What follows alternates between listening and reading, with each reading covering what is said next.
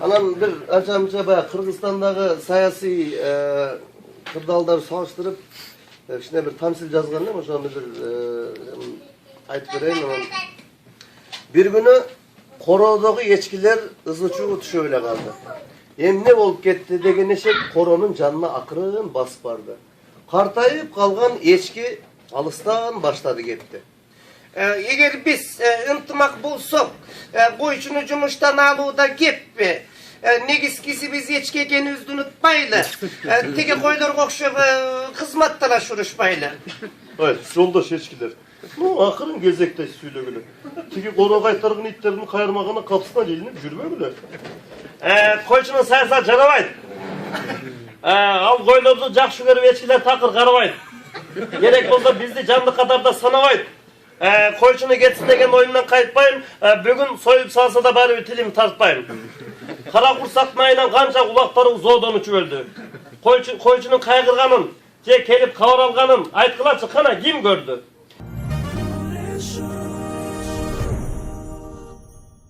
Саламатсыздарбы, урматтуу Кыргызстан телеканалынын көрүүчүлөрү. Бүгүн бизде өзгөчө конок бар. Ал элдик талант деп койсок болот. Мындайча айтканда, президент убагында мынакей Роза Отунбаева, Алмазбек Атамбаев, учурдагы президент Сооронбай Жээнбековду дагы туурап жүрөт. Куш келипсиз, Талант мырза. Ассаламу алейкум. Алейкум ассалам. Мында жүзмө-жүз жолугуп элек сени теледен, гезиттерден көрүп турчу элек. Азыр бул каналда иштеп атпсың, жакшы. Ассаламу алейкум, жалпы телекөрүүчүлөр. Алейкум ассалам. Көрүүчүлөр, Талант Анарбаевдин видеосун сиздер интернет айдыңынан каалаган учурда тапсаңыздар болот. Азыр деле хит, азыр деле популярный. Айтсаңыз, мына жакында эле кече эле көлдөн келдим дедиңиз. Кандай болуп атат сезон? Эл бар бекен, маанайлары кандай экен? Элдин маанайы Бишкектеги караганда көлдө жакшы. Бирок немелер арзан, коттедждер, отельдер өтө арзан. Анан стрессти чыгарып, ошол жерге барып эс алып жүргөндөр көп байкадым мен. Чолпон ата боз териге бардык. Күн мындай салкын болсо дагы эл бар да, жакшы эле. Өзү Кыргызстандын баягы эс алуучулары да жакшы. 2 күн жүрүп келдик, эс алып. Суу жылуу барып, ошол жака барып эс алып келишиңиздөрдү мындай сунуш берет элем да. Быйылкы эсеп менен биринчи жолу бардыңызбы? Быйылкы биринчи жолу. Мен өзү 2-3-4 жылдан бери бар элем көлгөчү. Мен өзү Ошто турам. Анан буюрса Бишкекке келе турган пландар бар. Биз эми сахнадан кичине алыстап кеттик. 4-5 жыл болду. Азыр алыстаганда себептери бар да. Каякта жүрдүңүз ушу алыстап? Эми алыстаганда Кыргызстанда элемин, ушу 14-15 жылдары сырт жакта болдум, чет жакта. Анан да жүрөктө каалоо болот экен да. Токтондум да, мындай айткандачы. Токтондум, негедир мындай жашоонун маңызын жүрөк издейт экен да. Күлүп эле монтип эле күлдүрүп, ушинтип жүрө бербейт экен адамчы. Анан Кудайга шүгүр 5-6 шакирттерди чыгардык. Ошолор ар айдын алтысында 5 тапканда жүрүшөт. Иштеп атышат балдар, бирок азыр эми элди таң калтырыш деле кыйын болуп калды. Майрамдарда эле концерт болуп калбаса, анан өзүңүн келечегин көрө билесиң да. Ушундай кетсем кандай болот деп анан кичине бир көз караштарыбыз жашоо өзгөрдү. Анан ислам тойго чыгып калдым көбүнчө эле. Көбүнчө ошо Ош Жалал, Баткенде арагы жок тойлор болсо, ошолорго барып коем. Беркинде тойдон да аябай көңүлүм калды. Маңызы жок. Чорный касса, көрүнмөй, мындай орусча айтканда рисовка болуп калды. Анан алдагы андай тойлорго да чыкпай койдум. Негизи өтө эле чалчактап кеттик элек. Мага мына нерсе аябай жагып атат, пандемиячы. Өтө жакты. Ушу дагы мындан да жаман болсун десең, элдер сөгүшү мүмкүн да. Бирок көп адамды тарбиялады, ойлондурду. Мурда болсо ойлонбой эле тияка кеттикпи деп кете беришчү. Азыр адамдар кандай болот, барсак барбай эле койбойлу деп ушуну ойлонуп калды. Негизи жер жүзүнө келген бул сыноо болуп атат, биринчи жолу. Биринчи жолу сыноо болуп атат. Биздин аталарыбыз да көргөн эмес экен. Мен атам 70 жашка, 72 жашта. Атам да ушул убакка чейин көрө элекмин дейт мындайда. Бирок мүнөздөрүбүз окшош болду. Жер бетиндеги. кыргыздар мусулманбыз дейбиз. Бирок американецтер мусулман эмес. Же орустар мусулман эмес. Мүмкүн алардын мүнөзү жакшыраактыр да бизге карагандачы. Анан сыноонун келгени көтөрө билишибиз керек. Эл көтөрө турган эле сыноо берет экен Алла Таалачы.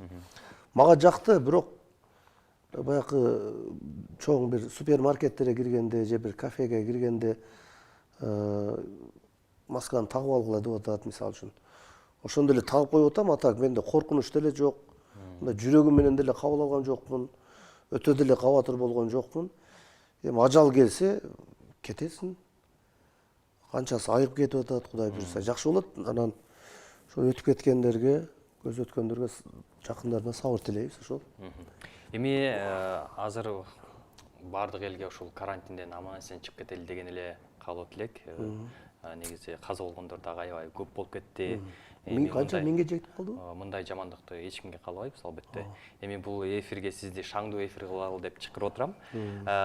Ушул азыр көрүп аткандар, бул баягы кодул турбайбы деп атса керек да. Анан ушул кодулдук өнөр сизге кимден өткөн? Өзгөчө пародия кылганыңыз элге аябай жагат да. Кимден өткөнүн билбейм, ушул атам өзү чыгармачылык адам. Көп суроо беришет эле. Ушун баягы 2000-жылы бешлик түзүлгөндөн баштап ушул суроолор көп беришет. Кантип кодул болуп калдың депчи. Ошол эртең менен огородко барып, аябай чарчап келип, эртең менен уктап жатып, эртең менен турсам кодул болуп калыптын дегендей сөз эмес экен. Бирок атам баягы мандалин чертет, баян чертет. 33 жыл маданият кызматкер болгон.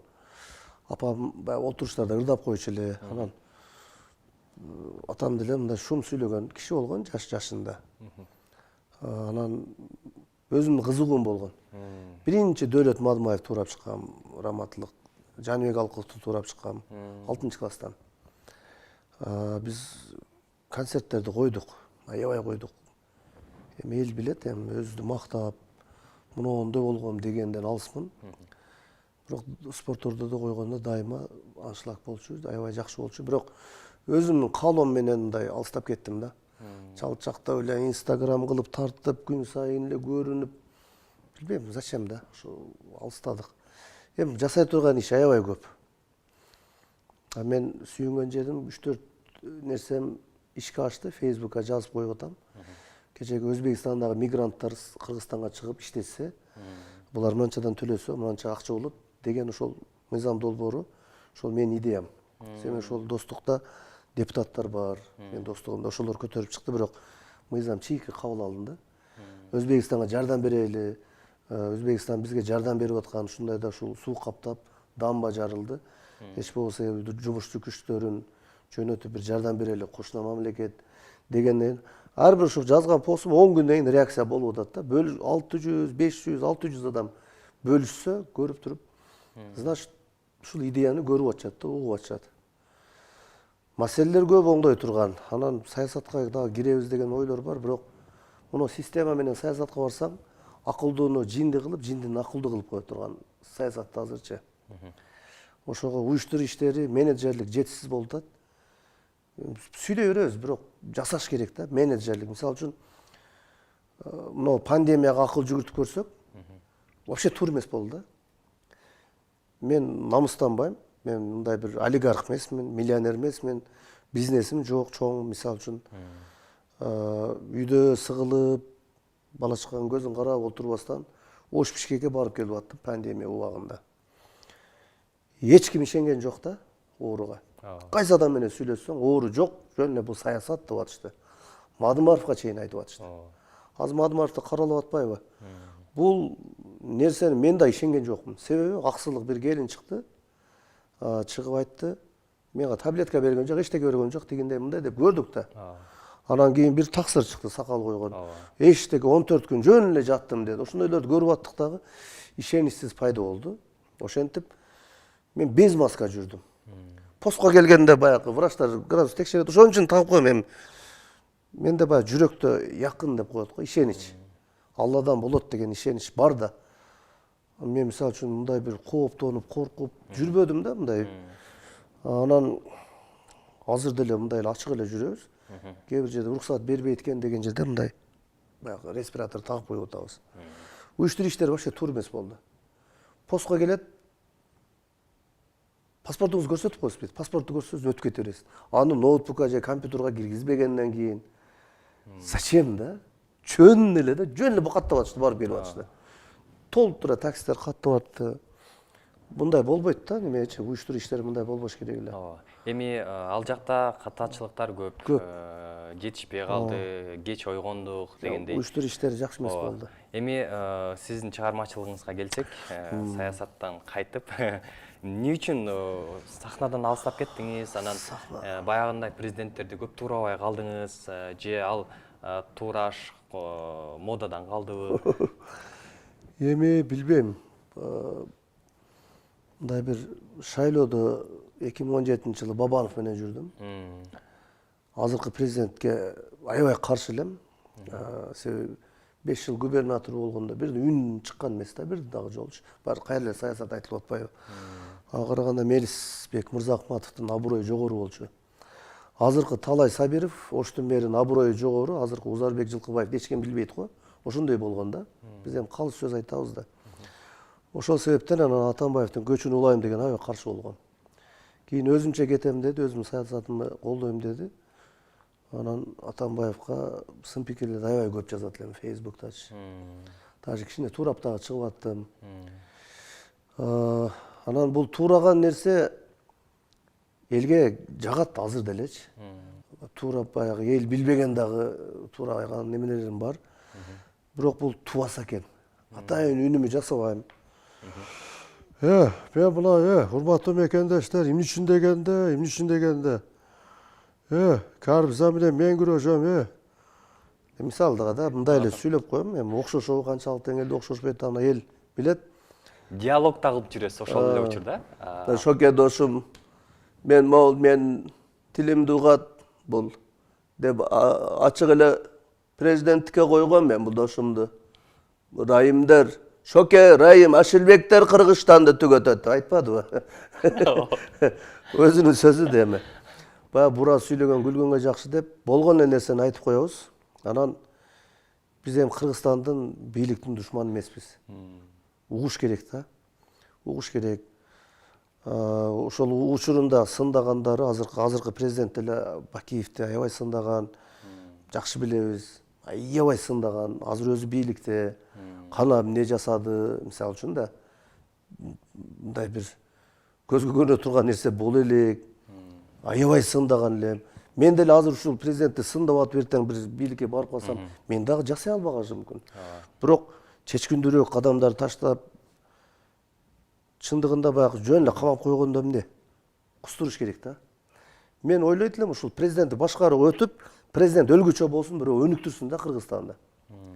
Мисалы үчүн да кызыл камчы керек бизге.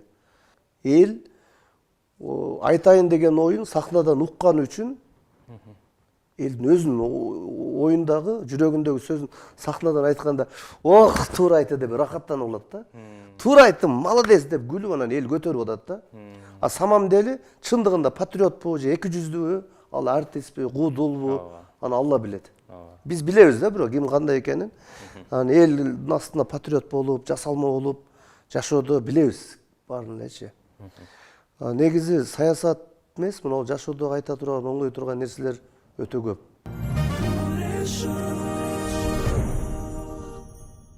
Куудулдардан кимди атагандаш эсептейсиз жана кимдин талантына баа бересиз? Куудулдардан мен могул Кубаныч Металипов деген талантына жакшы баа берет элем.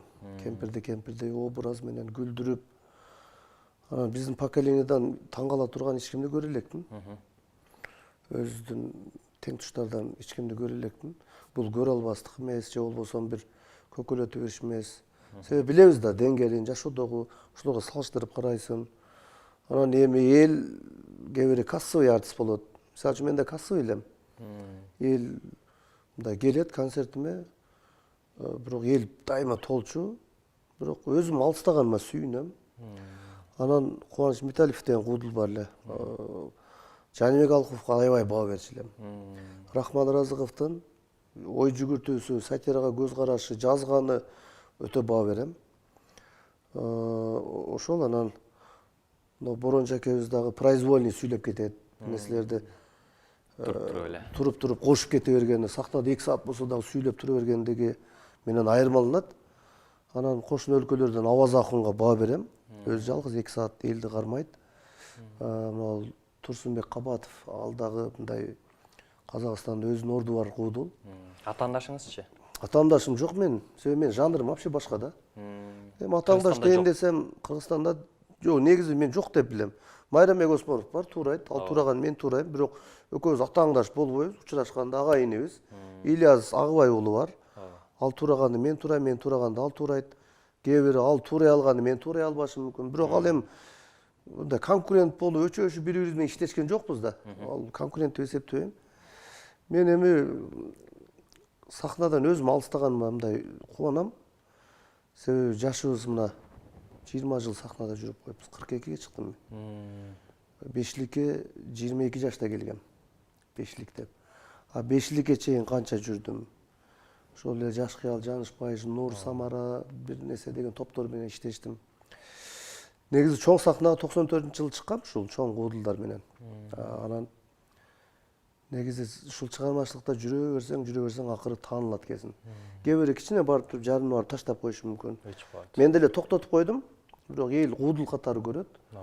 Азыр мен мисалы үчүн бир жерге бир аким болуп калсам деле куудул кетирип, анау баягы куудул мына аким болуп калыптыр.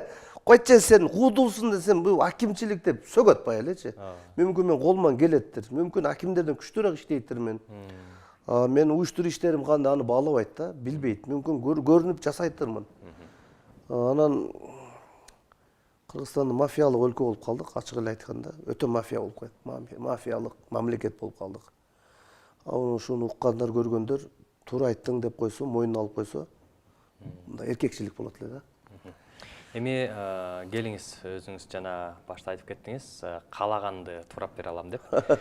Кимди туурап бересиз? Эми бизде сөз эркиндиги баары жакшы нерсе. Ал эмес, Америкада деле сөз эркиндиги бар.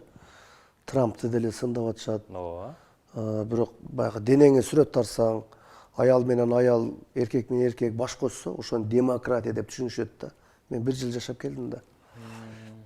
Жыргап жашап келген жокмун, аябай мындай көрдүк. Крыша жабыштым, грузчик болдум, пицца ташыдым дегендей. 170 миллион адам квартирада жашайт экен, өтө сабырдуу эл экен. Азыр Америка тынчып айтат. Бизде 5-тин 4-үндө жерде жашайбыз. Мен элге айтат элем, сыртка чыккыла депчи. Сыртка чыккыла, көргүлө. Эми же беркин ырдап берейинби? Ветер с моря ду, ветер с моря ду. Багабызда картип болуп кетти окшойт. Мотив. Анан урматтуу мекендештерим, мамдайда мен шоке дошумду үстүнөн башкарам дегем, кой ташта жатып алып. Элдин бардыгы могул, текелер айткан ачык айтайын. Башкарам деген болбой калбадыбы? Алмаз, мына досто чыдадым, мына 2 жылга чейин күттүм, өзүң асылып туруп алдың, кой дедим, эмне үчүн дегенде, мен президентминби? Мен президентмин деп айтса керек мүмкүн. Эми булар ою, бул бийлик деген достуктан жогору турат десем туура эмес болуп калат.